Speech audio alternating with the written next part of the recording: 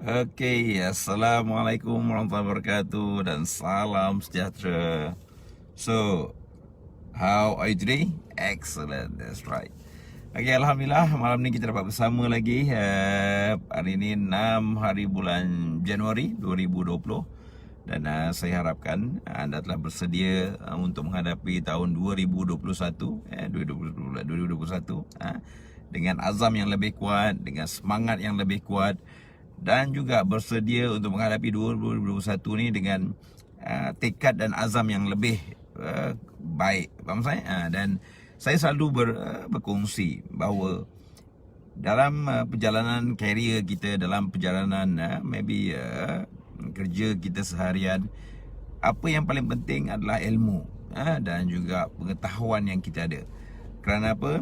Manusia ni akan dilimitkan pemikiran dia, tindakan dia, dan juga apa juga yang mereka hadapi bergantung kepada ilmu yang dia ada. That's why ilmu penting. Kerana apa? Ilmu ni umpama cahaya, dan sekiranya ilmu itu kurang ataupun pada level yang rendah, then kemungkinan cahaya yang ada itu tak cukup kuat. So bila cahaya tak cukup kuat, apa yang berlaku? Kita hanya melihat dalam jarak yang kita boleh lihat. Ya, bayangkan kalau kata lampu tu setakat 5 watt compare pada lampu yang 50 watt, pergi dia, berapa jarak dia, keterangan dia, cahaya dia lebih kuat. So that's why kita kena faham, apa pun dalam keadaan hidup ini, kita kena belajar untuk menambah nilai diri kita. Dan apa yang boleh menambah nilai diri kita adalah ilmu. Ilmu kita boleh dapat secara formal, classroom dan sebagainya. Ilmu dan pengalaman juga kita boleh dapat dari segi perkongsian. Betul? So therefore, this particular situation boleh menyebabkan kita lebih bersedia untuk menghadapi kehidupan kita hari-hari. Okay? So, hai, apa khabar? Saya Fakru Anwar, mentor HMS anda. Alhamdulillah malam ni saya dalam perjalanan ni actually daripada Penang ke Shah Alam, dan alhamdulillah hari ni dah selesai perkara dekat Penang, dan perjalanan pulang. Doakan keselamatan dan kesihatan saya dalam perjalanan pulang ke Shah Alam ni, dan insyaAllah besok kita akan ada di Shah Alam. Dan minggu depan, siapa-siapa yang akan join kita minggu depan kita akan ada ISO 45001 IRCA Lead Auditor course, di mana saya akan melatih future auditor, bakal lead auditor dalam ISO 45 pada minggu depan. So minggu depan kita ada seminggu session kelas IRCA Lead Auditor course approved by IRCA yang kita akan adakan di Mecca Academy. So those who have attended, siapa mereka yang dah hadir, siapa mereka yang dah bersama dengan kita, insyaAllah diharapkan ilmu yang saya kongsi itu beri manfaat. Dan siapa-siapa yang belum daftar lagi atau belum hadir lagi, pasang niat, maybe insyaAllah satu masa nanti anda akan dapat pelajari dan bersedia untuk menghadapi dan bina karier anda sebagai auditor, dan asah juga ilmu anda sebagai auditor. Okay, insyaAllah. So what happened pada malam ni saya akan share. Remember, kita akan ada 5 step untuk bagaimana kita boleh mengawal diri kita supaya lebih excellent, bagaimana kita boleh mengawal kehidupan kita hari-hari untuk lebih excellent, dan bagaimana kita mengawal apa yang kita boleh kawal kerana dalam diri kita, supaya perjalanan karier kita, perjalanan kehidupan kita lebih baik, dan juga secara tak langsung ia memberi kesan kepada pekerjaan kita. Itu penting. Kerana apa? Bila kita memperbaiki diri kita, bila kita mengawal apa yang ada dalam diri kita, secara tak langsung kita akan menjadi lebih baik. Secara tak langsung kita akan berkhidmat dengan lebih baik dengan ilmu yang kita ada, dengan melihat apa kelemahan kita, perbaiki apa kelemahan kita, adjust apa yang sepatutnya, dan bina kekuatan kita. Boleh? Okay, that is very important sebagai safety practitioner. That is very important sebagai OYK. Tak kira anda SHO ke, Triple S ke, Safety Coordinator ke, ataupun siapa saja yang sebagai OYK, kita kena sedar dan kita kena bangkit untuk berani pada 2021 ni. Betul? Okay, good. So siapa yang ada dekat sana kita pada malam ni, jangan lupa share dengan kawan-kawan kita yang lain. Okay, good. Alhamdulillah, siapa ada? Aizul Isham, Waalaikumsalam, apa khabar? Hai Izwan, apa khabar Wan? Sihat? Okay, kita ada Zaim malam ni. Apa khabar Zaim? Waalaikumsalam. Zaim Syafi'i. Apa itu compliance officer? Bos saya nak jadi saya nak jadikan compliance officer. Boleh bagi nasihat? Okay, so kalau compliance officer ni kita kena tengok what is kita punya, dia panggil criteria or requirement. Okay, so biasanya compliance officer ni berkaitan dengan legal requirement. So therefore, bila anda jadi compliance officer, anda kena memastikan organisation anda comply dengan legal requirement. Legal requirement kita tengok apa legal requirement yang diperlukan. Sama ada legal requirement yang berkaitan dengan safety, legal requirement berkaitan dengan environment, betul? Maybe ada legal requirement yang you kena pastikan organisation you comply. Is it okay?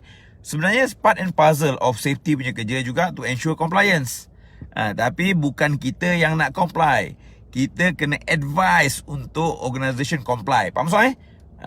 Kalau kata kau yang kena comply kan, nanti chemical tak ada label, kau yang kena tampal. Betul?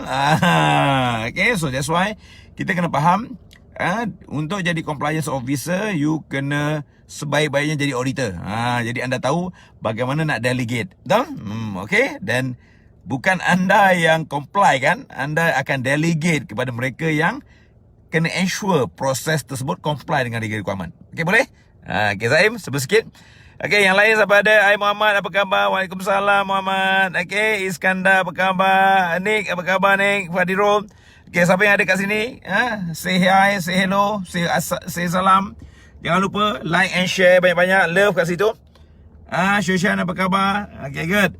So, malam ni kita nak sambung 5 perkara yang akan memberi kita 5 step bagaimana kita boleh kontrol dan perbaiki diri kita. Bagaimana kita boleh kawal diri kita supaya kita boleh jadi excellent. Kerana apa? Macam mana saya share awal-awal, manusia ni diberi kelebihan untuk orang kata memilih. Apa dah? Memilih. Kita ada 2 tangan. So, kita kena pilih. Kita ada 2 tangan. So, kita boleh give a choice. We are given a choice. So kalau kita boleh buat lebih baik, kenapa kita nak buat malas? Betul? Kalau kita buat sesuatu tu boleh buat menjadi positif, kenapa kita pilih negatif? Nampak? So we have 2 hand. So choose within these 2 hand yang akan bawa kita ke level yang seterusnya. Okay, betul? So that's why, macam mana saya bagi tahu awal-awal tadi, apa yang boleh bawa kita ke seterusnya adalah ilmu yang kita ada. Apa yang boleh buat seterusnya adalah pengalaman yang kita ada. Apa yang boleh bawa kita ke level yang seterusnya adalah kita punya networking dan kita punya mentor. Betul? Itu penting. Kerana apa? Kalau tak kita rasa selesa, kalau tak kita rasa kita dah cukup bagus, kalau tak kita rasa kita di level di mana cukuplah pergi balik kerja. Macam mana saya bagi tahu, kalau kita nak kerja, lembu pun kerja. Betul? Kalau kita nak cari makan, kerbau pun makan. Kerana apa? Sebagai manusia, kita diberi kekuatan dan kelebihan untuk membina sesuatu dan membina sesuatu yang lebih baik. Okay, good. So, apa dia 5 step? Kita recap balik. Dan malam esok, lusa, kita akan cover the 5 dan saya akan share dengan anda bagaimana ke-5 ni boleh bantu kita dengan lebih baik dalam menjalankan tugas kita sebagai safety. Okay? Bagaimana dia boleh menguatkan kepribadian kita, boleh menguatkan kita punya keyakinan. Jadi, siapa pun kita jumpa, kita tak ada masalah. Kita akan always boleh deal dengan sesiapa pun saja. Okay, bagus. So, Izwan, Izwan dah letak kat situ. Yang pertama apa Wan? Yang pertama we are talking about apa dah yang pertama? Pertama we are talking about apa dah? Behavior. Betul? Kerana apa? Behavior adalah tindakan ataupun action yang kita ambil. Behavior adalah satu tindakan yang kita buat orang lain nampak. Betul? Dan lepas kita perbaiki behavior kita, kita kena perbaiki apa dah? Kita punya feel. Kerana apa? Feeling amat penting untuk memastikan konsistensi. Kalau kita rasa best, kita rasa seronok, orang lain pun akan rasa seronok. Tapi kalau engkau buat briefing pun nak meninggal, bang saya, orang yang datang tu 2 kali meninggal. Betul? Okay, so that's why feeling amat penting kerana ia memberi kita konsistensi. Kerana orang yang dia rasa feeling dia buat sesuatu tu dengan puas, dia akan berulang-ulang kali untuk buat perkara tersebut. Betul? Okay. Yang ketiga, apa dia step ketiga yang kita kena control dan kita kena kawal supaya kita sentiasa excellent? Okay, yang ketiga adalah kita talk about attitude. Apa dia attitude? Attitude adalah persepsi kita terhadap kehidupan. Okay, betul? So that's why bagaimana kita melihat kehidupan. Walaupun apa pun orang buat secara negatif pada kita, sekiranya attitude kita terhadap sesuatu adalah positif dan ianya tidak mengganggu kita, dia tidak menjatuhkan kita punya semangat dan dia tidak akan boleh menggoyahkan kita punya pendirian. Okay, so that's why sebagai contoh apa dia? Kalau kita attitude yang positif dan selalu menghormati orang lain. Contohnya apa? Attitude untuk memberi, memberi unconditionally. Betul? Contohnya apa? Kita beri salam. Kita jumpa siapa pun kita akan bagi salam. Jumpa siapa pun kita akan greeting. Jumpa siapa pun tak kira apa pun level dia, kita akan bagi salam and good morning, good afternoon, selamat pagi, selamat malam, selamat petang, betul? All that part. So because why? Kerana attitude kita terhadap kehidupan adalah untuk memberi. So kita akan memberi unconditionally, betul? On that part. Okay, good. So therefore, saya nak share apa step yang kelima, yang keempat. Okay, siapa yang nak tahu? Tulis, saya nak tahu step nombor 4. Tulis kat situ. Kalau nak lah, kalau tak payah pun tak apa. Step nombor 4 ni yang paling best. Kerana apa? Ia adalah umpama kita meletakkan waste. Ia adalah umpama kita meletakkan sesuatu di hadapan kita untuk kita capai. Kerana sekiranya kita gagal meletak perkara ini, kegagalan kita untuk mendapat dia lebih tinggi. Tetapi kalau kita meletakkan dia dengan betul, InsyaAllah kita akan dapat apa yang kita dapat. Okay, siapa yang nak? Tulis kita, saya nak. Saya kuat komplain saya. Iyalah kau. That's why dalam hidup ni jangan banyak komplain, betul? Okay, kalau kita banyak komplain kan, kita rasa tak puas, kita rasa mudah kecewa nanti. Dalam hidup kita tukar daripada suka komplain kepada bersyukur ataupun gratitude. Saya bersyukur kerana ada dapat kerja. Saya bersyukur kerana hari ini saya dikurniakan satu hari lagi untuk memberi lebih baik. Saya bersyukur kerana saya dapat melihat. Nampak tak? Sebenarnya kalau kita tukar daripada komplain kepada syukur, faham saya? Gratitude, kita akan rasa hidup ni lebih best. Kerana apa? Kita melihat semua perkara yang kita ada ni dengan level kesyukuran. Bukannya kita dengan level untuk komplain, betul? Tukar benda attitude tu kepada apa? Bersyukur. Okay, good. Saya nak tahu, nak ke? Alah, tak nak lah, tak ramai nak. Okay, nak? Okay, good. Siapa yang nak beritahu? Saya nak. Okay, good. Siapa ni? Saya kumat komplain saya. Okay, good. So let me share with you yang keempat. Yang keempat is very interesting. Share benda ni. Dan benda ni anda boleh pakai pun. Dan benda ni sebenarnya kita pakai hari-hari. Cuma kita tak sedar itu adalah teknik dia dan itu adalah step untuk kita control ourselves. Dan bila anda faham konsep ni, anda boleh always gunakan dan anda boleh practice. Dan itu juga yang saya buat. Okay, apa nombor 4 tuan-tuan? Kerana ramai yang nak tahu ni, saya share nombor 4. Step yang nombor 4 yang very important, yang kita boleh gunakan dia sebagai salah satu konsep untuk kita control ourselves dan juga mengawal hala tuju kita. Apa yang keempat? Yang keempat dipanggil belief. Apa dah? Belief. Ataupun kepercayaan kita, keyakinan kita. Kerana apa?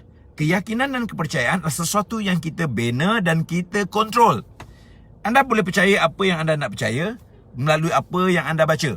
Dan anda boleh tak percaya apa yang anda tak percaya melalui apa yang anda baca juga. Kerana apa? Itu keputusan anda. Kerana apa?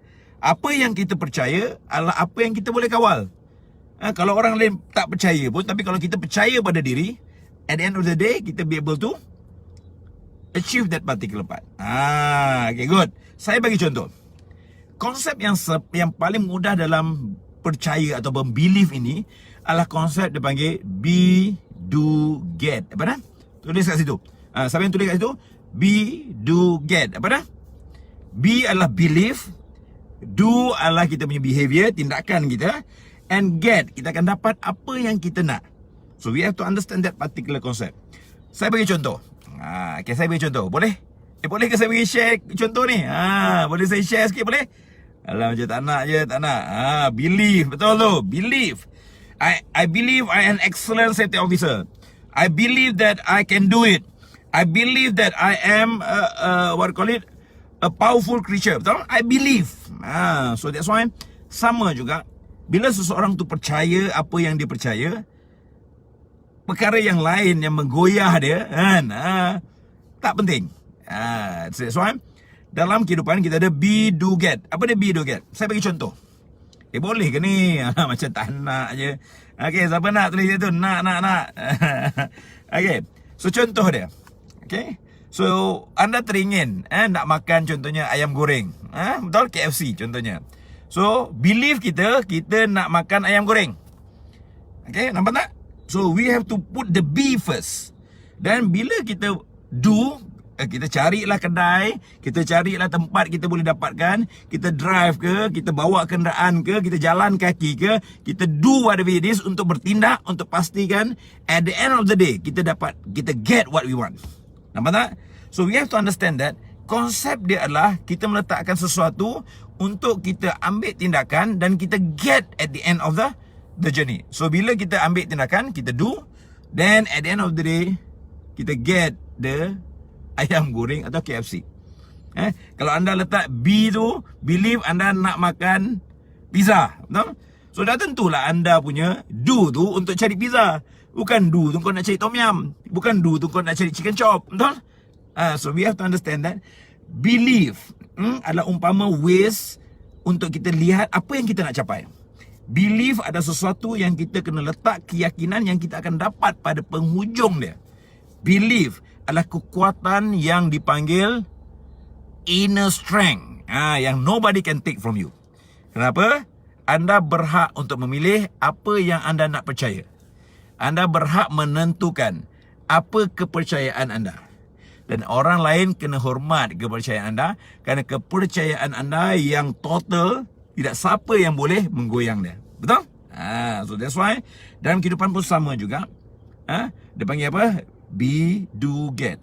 So we believe what we want, then we take action, we do our behavior to get it, then at the end of the session, then at the end of our journey, we will get what we believe.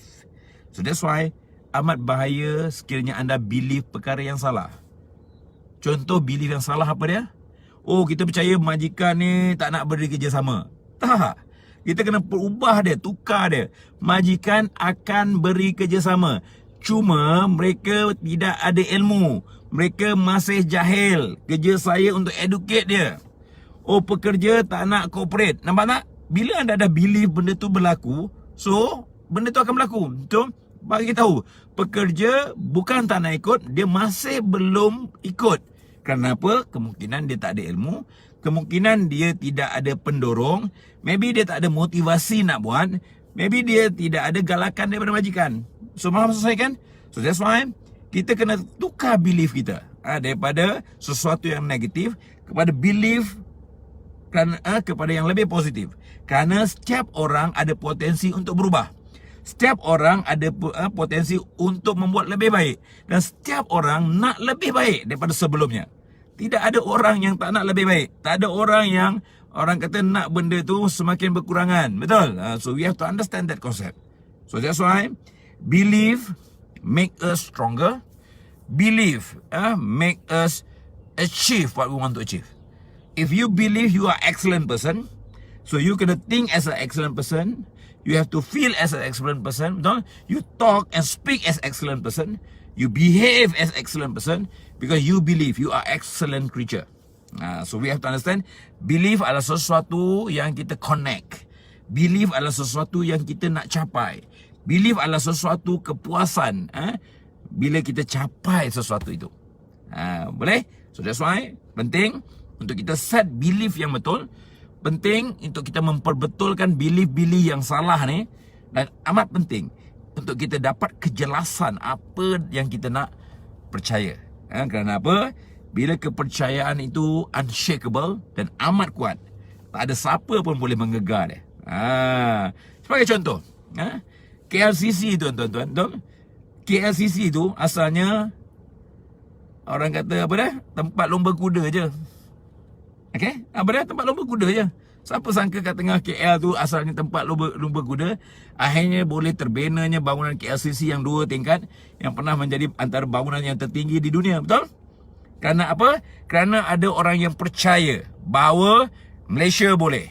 Kerana ada orang yang percaya di tapak lumba kuda itu akan terbangunnya dan akan dibangunnya menara yang antara yang tertinggi kat dunia. Betul?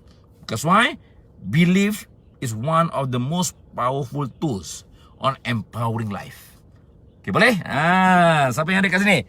Okay, good. Bagus. Yes. Believe, betul. Set betul. Be, do, get. Bagus. Sila tuan. Nah.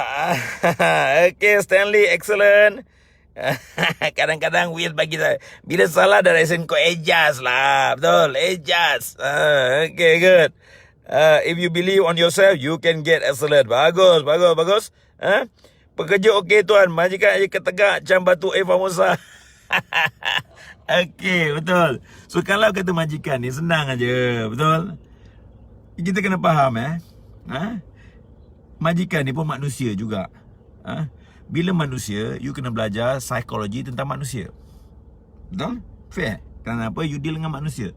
So, manusia ni ada dia panggil soft spot. Yang anda kena pelajari dan tahu. Contoh dia, kalau dia finance manager, soft spot dia ataupun favorite dia dalam duit ataupun money. So bila anda approach, jangan gunakan legal. Kau gunakan legal, koyak lah. Faham saya? Bila finance manager, cara you apa? Oh tuan, this one kita boleh optimize resources. Oh benda ni kita boleh optimize kita punya pekerja. Okay, this one kita boleh prevention of loss. Betul? Oh benda ni tuan kita boleh save cost. Nampak tak? Bila cakap dengan finance manager, kita gunakan bahasa finance untuk approach. Kalau kau cakap legal, orang menyampah. Kenapa? Orang finance tak kira pasal legal.